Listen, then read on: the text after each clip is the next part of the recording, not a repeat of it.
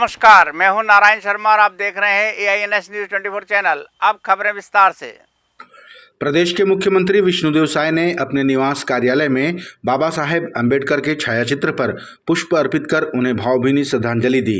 इस मौके पर उन्होंने अंबेडकर जयंती की प्रदेशवासियों को बधाई दी और उनके योगदान को याद करते हुए बताए गए मार्ग पर चलने का संकल्प लिया।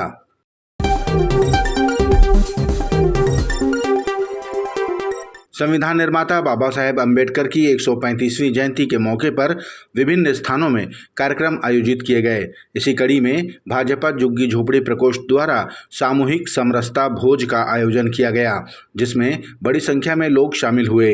इस कार्यक्रम में विशेष रूप से पधारे प्रदेश के मुख्यमंत्री और भाजपा के प्रदेश अध्यक्ष किरण सिंहदेव ने उपस्थित जनसमूह को अंबेडकर जयंती की शुभकामनाएं दी और सामूहिक समरसता भोज में भी शामिल हुए।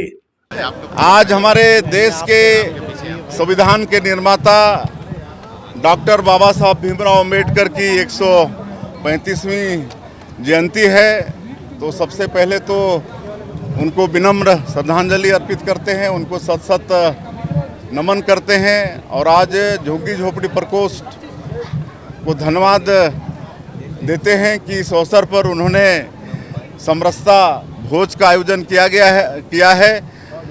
गया है जिसमें हमारे प्रदेश के यशस्वी अध्यक्ष श्री किरण देव जी, हमारे मंत्री गुरु खुशवंत साहिब जी, हमारे निगम मंडल के अध्यक्षगण, हमारे यहाँ शहर जिला के अध्यक्ष, झुग्गी झोपड़ी प्रकोष्ठ के सभी पदाधिकारी और सभी कार्यकर्ता सब यहाँ पर आमंत्रित हैं और सबका भी यहाँ पर समरसता सामूहिक भोज होगा।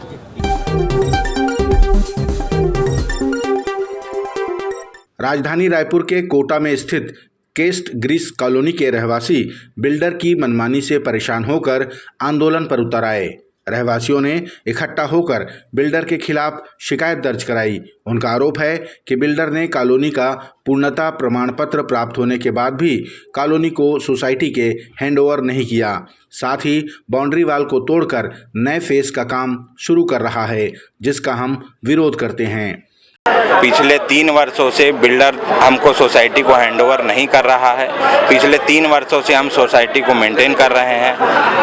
प्लाट बेचते समय, यहाँ के मकान बनाते समय कॉलोनी वासियों को बताया गया था कि ये बाउंड्री वॉल नहीं तोड़ी जाएगी, जो कि एक गेटेड और boundary wall gated community colony बोल के बेचा गया था।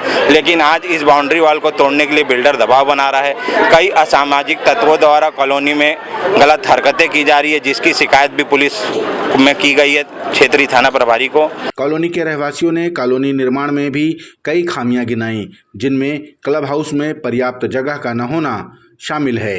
पहला मुद्दा कि जो सोसाइटी का जो सुविधाएं हैं वो बिल्डर को यहाँ पे स्थानांतरित करना चाहिए था पूरी तरह से, क्लब हाउस वगैरह जो उसने नहीं किया है। दूसरा, ये जो बाउंड्री वॉल है, जो हमारा यहाँ रक्षा कवच है हम लोगों का, इसको तोड़ के वो दूसरी कॉलोनी का फेस बना रहा जो इस तरफ है, तो हमारे नेचुरली हमारे क्लब हाउस पे बहुत दबाव बनेगा। और तीसरा जो इनका है कि वो हो जाएगा ना, हाँ, मतलब ये 2 मेन मुद्दे हैं। दूसरा, उन्होंने जो सुविधाएं दी है वो भी इतने ही लोगों के लिए पूरी नहीं है। जो STP की सुविधाएं हैं वो सब प्रॉपर नहीं है, उसके खिलाफ हम लोग आवाज उठा रहे हैं।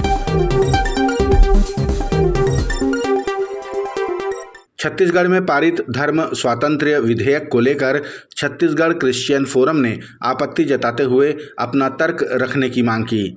फोरम के अध्यक्ष अरुण पन्नालाल ने कहा कि सरकार द्वारा पारित विधेयक में मानव अधिकारों का उल्लंघन है, इसलिए प्रदेश के राज्यपाल को इसमें दस्तखत करने से पहले क्रिश्चियन फोरम के तर्क का संज्ञान लेना चाहिए।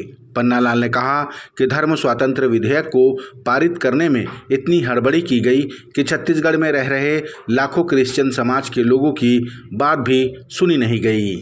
हमारे पास ये जो विरोधाभास जो इसमें था, ह्यूमन राइट्स डिक्लेरेशन का उल्लंघन हो रहा है, ये हमारा पहला विरोध है इसमें। और दूसरा विरोध ये है कि जो माननीय राज्यपाल हैं उनके क्षेत्र के अधिकार से ये बाहर है, क्योंकि ये जो विधेयक है ये संशोधन विधेयक है, ये प्रेसिडेंट ऑफ इंडिया तक जा चुका है। तो इस पे जो कुछ भी काम करेगा प्रेसिडेंट ऑफ इंडिया करेंगे, उनके अधीनस्थ पदाधिकारी नहीं कर सकते, ये हमारा तर्क है। दूसरा हमारा तर्क ये है कि जो ह्यूमन राइट्स डिक्लेरेशन जो होता है उसको अगर उल्लंघन में कहीं गवर्नर साइन करता है, गैर संवैधानिक दस्तावेज पे हस्ताक्षर करता है, तो वो उनका संज्ञान गवर्नर के ऊपर लिया जा सकता है। ये सरकारिया कमीशन की रिपोर्ट है, ये मेरे मन के अनंत बात नहीं कर रहा हूँ। ये दोनों आपत्ति को देखते हुए हमारा निवेदन है कि सरकार हमारी बात को सुने। जो तर्क हम गवर्नर के सामने रखना चाहते हैं, विधिवत हमारे वकीलों को हमको बुलाएं, हमारी बात को सुने, उसके ऊपर हस्ताक्षर करते हैं, हमको स्वागत है।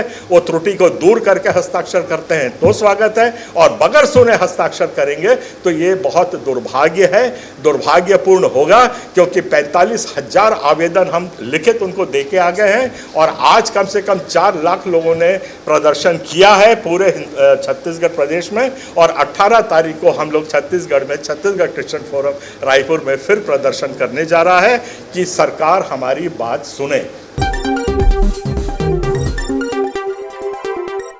भारतीय जनता पार्टी के रायपुर उत्तर विधायक पुरंदर मिश्रा ने कहा कि जनगणना का विरोध करने वाले अपनी पोल खुलने की वजह से डर रहे हैं। उन्होंने कहा कि हर 10 साल में जनगणना होनी चाहिए, लेकिन काफ़ी विलंब हो गया है। पुरंदर मिश्रा ने कहा कि जनगणना होने से सब दूध का दूध और पानी का पानी हो जाएगा। जनगणना 11 में हुई थी, कितने साल हो गए? 16 साल। हर 10 साल में होना चाहिए, तो देरी हो गया है। उसके बाद इनको समझ नहीं आ रहा है, क्योंकि सबका पर्दा खुलने वाला है, कौन कितने पानी में है, इसलिए ये लोग जनगणना का विरोध कर रहे हैं। जनगणना होने दो, दूध का दूध पानी का पानी हो जाएगा।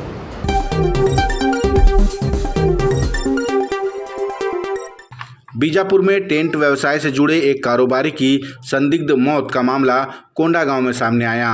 प्राप्त जानकारी के अनुसार मृतक कोंडा गांव का ही रहने वाला था और वो इन दिनों अपने गृह ग्राम आया था, जहां अचानक लापता होने पर परिजनों ने गुमशुदगी की रिपोर्ट दर्ज कराई।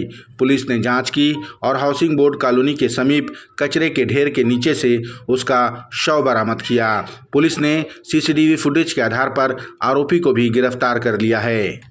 अभी शव की पुष्टि हो गई है, घर वालों से हमने पहचान करवा लिया है। सुरेश चौहान नाम है उनका, यहीं के कोंडा गांव के लोकल टेंट व्यापारी है वो, और आगे हम इन्वेस्टिगेशन कर रहे हैं। सर, जो संदेही है उसका नाम क्या है? उसका नाम अभी पूछताछ चल रही है, ठीक है। बाकी सारी चीज़ें क्लियर होने के बाद आपको अलग से बताया जाएगा। सर, शव का उत्खनन भी हो गया है और संदेही भी आप लोगों के पास है, तो क्या कुछ अब तक सामने आया है? अभी तो इन्वेस्टिगेशन ही चल रहा है भाई, सारा चीज़ जब क्लियर हो जाएगा ना तो अलग से आपको प्रेस कॉन्फ्रेंस के माध्यम से बताया जाएगा। ये थे आज के प्रमुख समाचार। आप देख रहे थे हमारा लोकप्रिय YouTube चैनल AINS News 24। अब हमें इजाज़त दीजिए, कल तक रोजाना की ताज़ा खबरों के लिए आप देखते रहिए हमारा लोकप्रिय YouTube चैनल। हमारे YouTube चैनल को लाइक, सब्सक्राइब और बेल आइकन का बटन दबाना ना भूलें। नमस्कार।